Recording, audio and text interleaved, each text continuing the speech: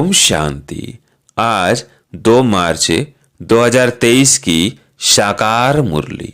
आज बाबा ने कहा, मीठे बच्चे, बाप के बने हो तो फर्स्ट नंबर लेने का पुरुषार्थ करो। मम्मा बाबा को फॉलो करने से, पढ़ाई पर ध्यान देने से नंबर फर्स्ट आ जाएंगे। प्रश्न है, मन मत पर किए हुए कर्मों के रिजल्ट और श्रीमत पर किए हुए कर्मों के रिजल्ट में अंतर क्या है? उत्तर है, जो अपनी मत पर कर्म करते हैं उन्हें आगे चलकर कर्म कूटने पड़ते, दुखी होते रहते हैं। मन मत अर्थात माया की मत से कोई देवाला मार देते, कोई बीमार पड़ जाते, कोई के अकाले मृत्यु हो जाती। ये सब है कर्म कूटना। श्रीमत पर तुम बच्चे ऐसे श्रेष्ठ कर्म करते हो जो आधा कल्प कोई भी कर्म कूटना नहीं पड़ेगा। गीत है, तुम्हें पाके हमने जहान पा लिया है। ओम शांति। बच्चों ने गीत की 2 लाइन सुनी, जबकि हमने बेहद के बाप को पा लिया है तो बेहद के बाप से सारे विश्व की बादशाही हम ले रहे हैं। यह तो बिल्कुल साधारण बुद्धि से भी समझ सकते हैं कि भारत में जब देवी देवताओं का राज्य था तो और कोई धर्म नहीं था, लक्ष्मी नारायण का ही घराना था। जैसे एडवर्ड द फर्स्ट सेकंड राजा चलती है ना, वह है यूनाइटेड किंगडम में। भारत में जब लक्ष्मी नारायण का राज्य था तो सारे विश्व पर ही उन्हों का राज्य था। यह मनुष्य भूल गए हैं। अब तुम बच्चों ने बाप को पा लिया तो गोया विश्व की राजा ही पा ली। बाप खुद कहते हैं, बच्चे तुम भूल गए हो, इस भारत में जब देवी देवताओं का राज्य था, सतयुग था, तो तुम सारे विश्व के मालिक थे। पार्टीशन आदि कुछ भी नहीं था। लक्ष्मी नारायण डबल सिताज थे। बड़े बड़े राजे लोग भी पूजा करने के लिए अपने महलों में मंदिर बनाते हैं। लक्ष्मी नारायण का व राम सीता का थे, वे भी भारत के राजे और वो भी भारत के राजे, परंतु वे सतयुग त्रेता के थे, वे द्वापर कलयुग के थे।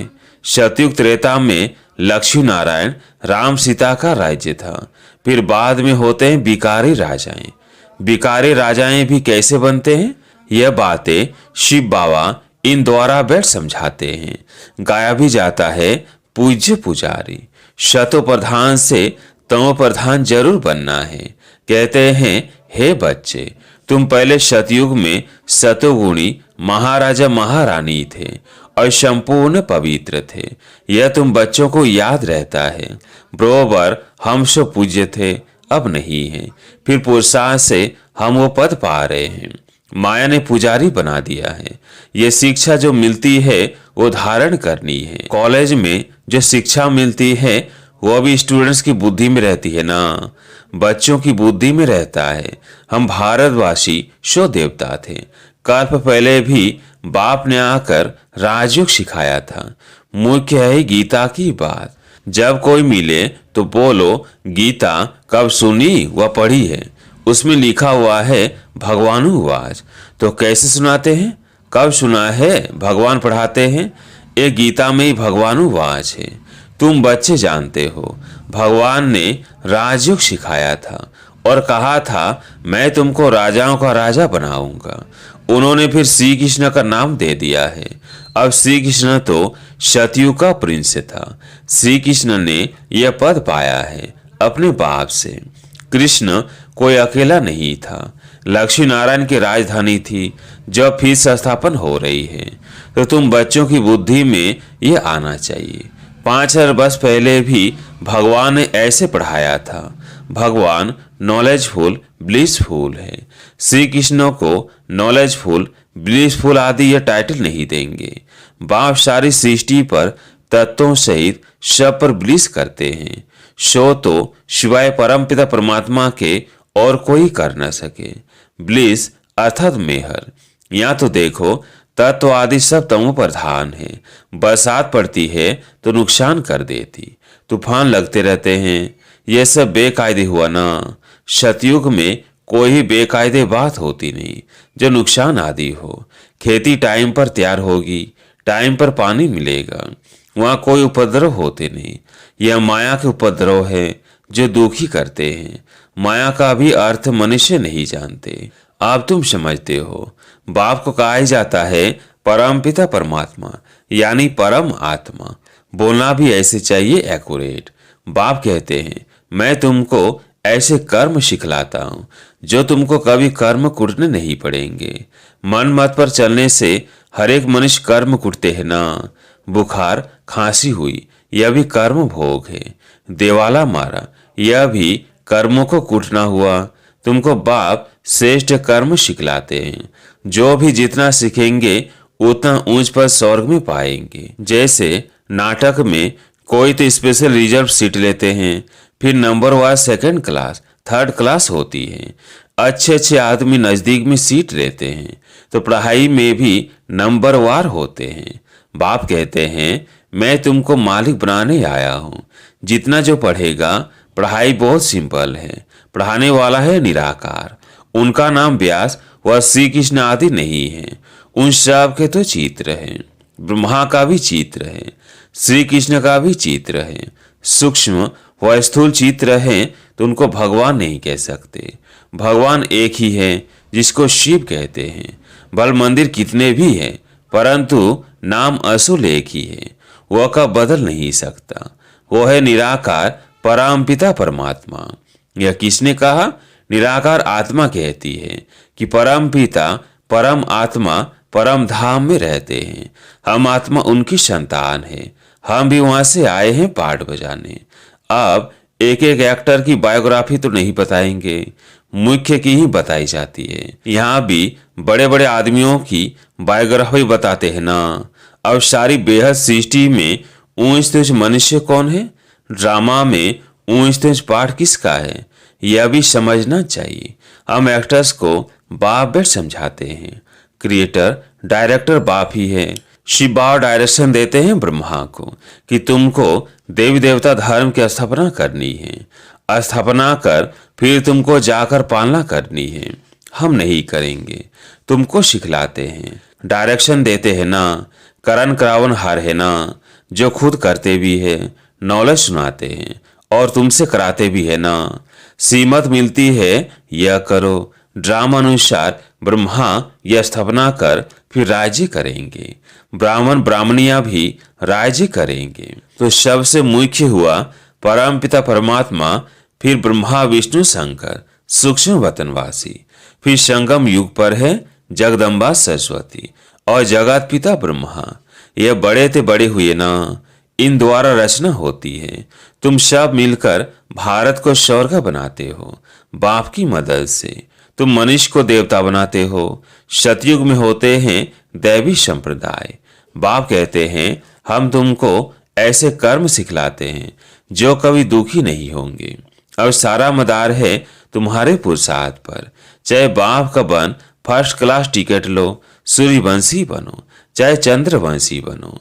यह तो जानते हो तुम्हारे मम्मा बाबा सबसे जास्ती पुरुषार्थ करते हैं, सर्विस करते हैं। वो तो महारानी महाराजा बनेंगे। तुम उन्हों की गद्दी पकड़ेंगे ना, या नापास हो जाएंगे। जगदम्बा का कितना नाम है।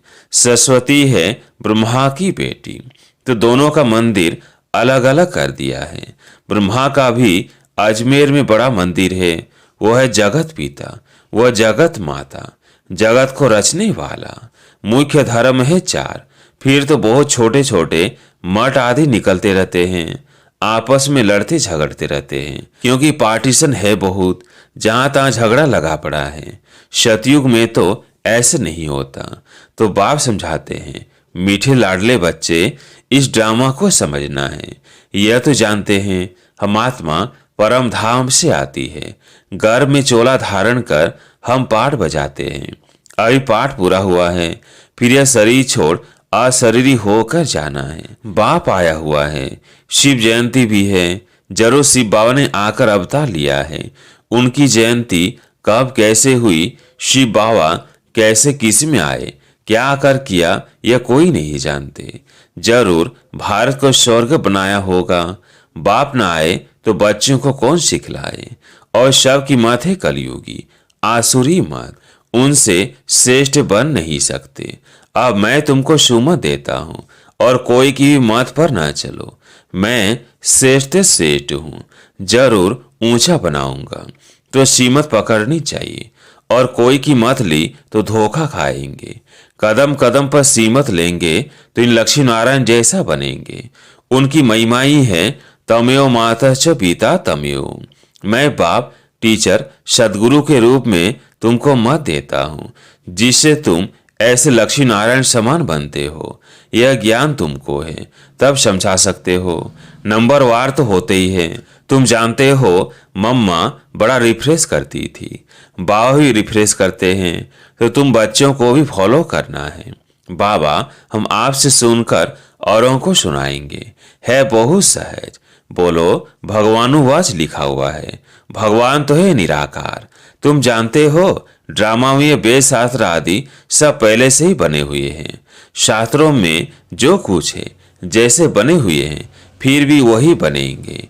कितनी गुह्य बातें हैं। गुह्य बातें सुनाते रहेंगे, जो बच्चे समझकर फिर समझा सके। व्यास तो लिखने वाला मनुष्य होगा ना। भगवान किसको कहा जाता है?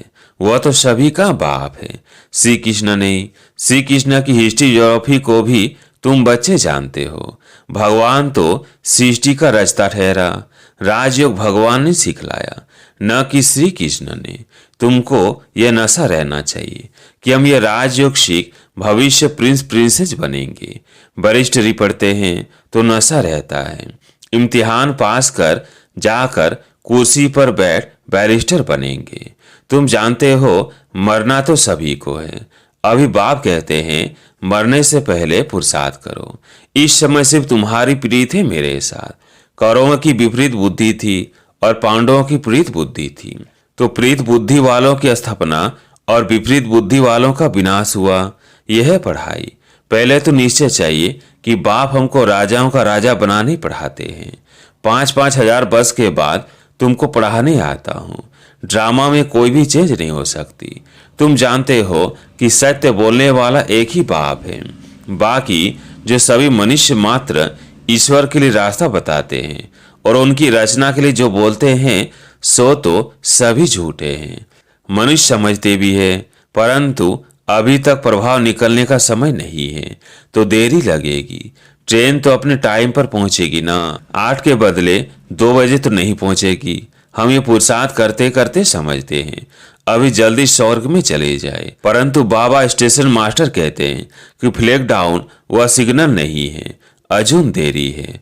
राजा स्थापन हो जाए तब तो चलेंगे ना। बहुत बच्चे कहते हैं बाबा यहाँ रहकर हम तंग हो गए हैं। बाबा कहते हैं यह तो तुम्हारा नंबर 1 जन्म है, इसमें तुम्हें कभी तंग नहीं होना है। वंदे मातरम गाया हुआ है।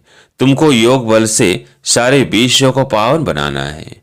अच्छा, मीठे मीठे सिकिलधे रूहानी बच्चों प्रति माता पिता बाप दादा का याद प्यार और गुड मॉर्निंग। रूहानी बाप की रूहानी बच्चों को नमस्ते। हम रूहानी बच्चों की रूहानी बाप दादा को याद प्यार गुड मॉर्निंग नमस्ते नमस्ते। धारणा के लिए मुख्य सार। पहला पॉइंट है, इस विनाश काल में एक बाप से सच्ची प्रीत रखनी है। सदा इसी नशे में रहना है कि हम राजयोग सीख भविष्य प्रिंस प्रिंसेस बनेंगे। दूसरा पॉइंट है, योग बल से सारे विश्व को पावन बनाने की सेवा करनी है। इस नंबर 1 जन्म से कभी भी तंग नहीं होना है। आज प्यारे मीठे बाबा का वरदान है, स्नेह और भावना के बंधन में भगवान को भी बांधने वाले गायन योग्य भव। स्नेह और भावना के बंधन में भगवान को भी बांधने वाले गायन योग्य भव। भक्ति मार्ग में गायन है कि गोपियों ने भगवान को ही बंधन में बांध दिया। यह स्नेह और भावना का बंधन जो चरित्र रूप में गाया जाता है। आप बच्चे इस समय बेहद के कल्प वृक्ष में स्नेह और भावना की रस्सी से बाप को ही बांध देते हो। इसका ही गायन भक्ति मार्ग में चलता है। बाप फिर इसके रिटर्न में स्नेह और भावना की दोनों रस्सियों को दिल दख्त का आसन दे झूला बनाए बच्चों को दे देते हैं। इसी झूले में सदा झूलते रहो। स्लोगन है, स्वयं को हर परिस्थिति में मोल्ड करने वाले ही सच्चे गोल्ड है। स्वयं को हर परिस्थिति में मोल्ड करने वाले ही सच्चे गोल्ड है। अच्छा, ओम शांति।